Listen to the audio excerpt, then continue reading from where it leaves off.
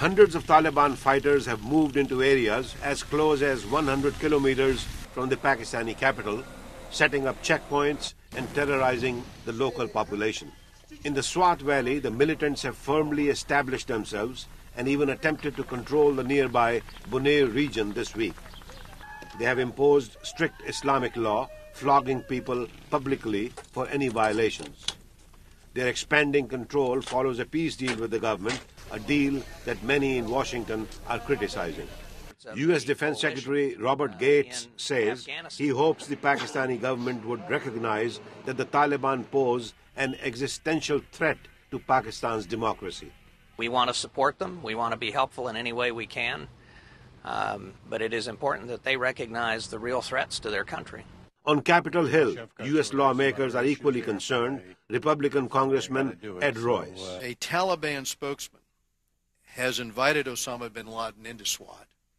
Also because a girls' school that I have visited in the past up in the northwest frontier has now been blown up. And of course, this is a country with nuclear weapons.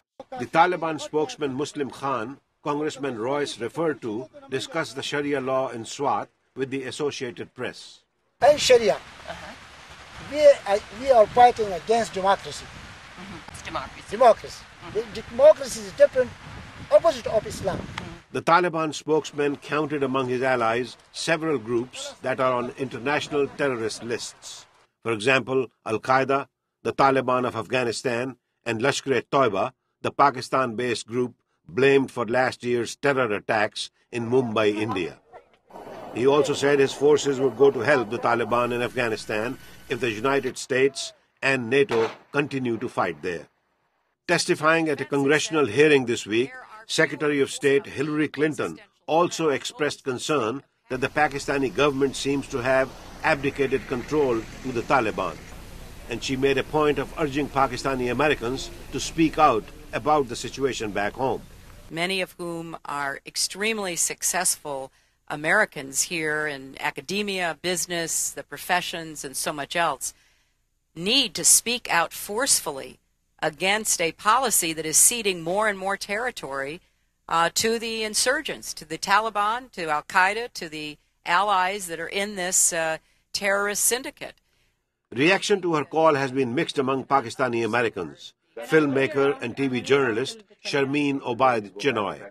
Pakistanis are shocked, scared and angry. But what can they do? Their government is signing over pieces of land, gifting them essentially to the Taliban. But journalist Kausar Javed says there are groups who have been raising their voices, but the media has not been covering it. From Washington, D.C. to California, they are raising their voice. But this perception is not right that there is no reaction in community, but the media is not covering their point of view.